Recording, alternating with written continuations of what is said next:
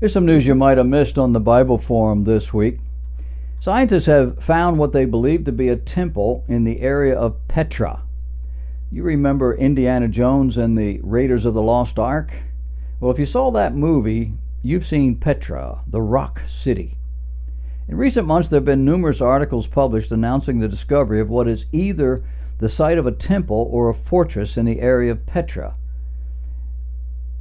Petra is in ancient Edom, just south of Amman, in the area around Israel. The ruins of Petra were of strategic significance to the people in that region, believed to have been built by the Nabateans as their capital. It was rediscovered in 1812, and only today, with satellite imagery, have archaeologists been able to piece together some of the discoveries made on the ground. Concerning Edom, God reported through the prophet Obadiah, "The pride of thine heart hath deceived thee. Thou that dwellest in the clefts of the rock, whose habitation is high, that saith in his heart, Who shall bring me down to the ground? Though thou exalt thyself as the eagle, and though thou set thy nest among the stars, thence will I bring thee down, saith the Lord." What we call Petra today is remarkable for being a city carved out of cliffs. Rome would later conquer Petra and garrison it, recognizing its value for trade as well as its natural qualities as a fortress.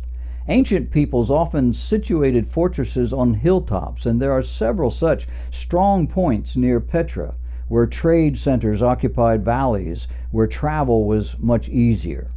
Petra is able to protect against enemies with its natural rock faces, providing choke points for the invading armies of the ancient world, and could equally defend against bombs and artillery in the modern world, even radiation, according to some experts.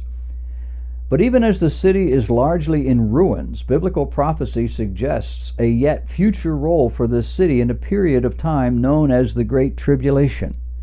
Jesus, describing for his disciples the end, told them, "When ye therefore shall see the abomination of desolation, spoken of by Daniel the prophet, standing in the holy place, whoso readeth, let him understand." What is this? It is the desecration of Antichrist, called the beast, as he uses his false prophet to set up sacrificial worship in a rebuilt temple of Jerusalem.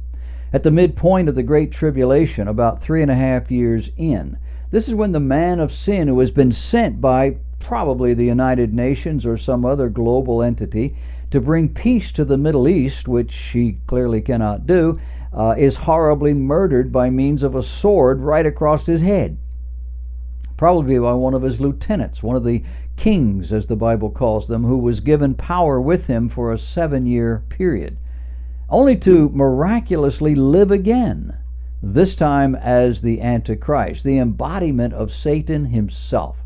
This man will dominate the world, primarily the Western world, during the Great Tribulation. And Daniel says he will enter the glorious land of Israel, and many nations will fall. But Moab, Edom, and the best part of Ammon will escape.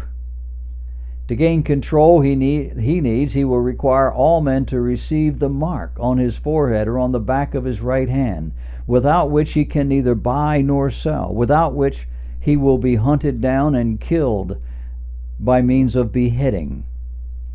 But God's people, Jews, will be hiding, we believe, in Petra.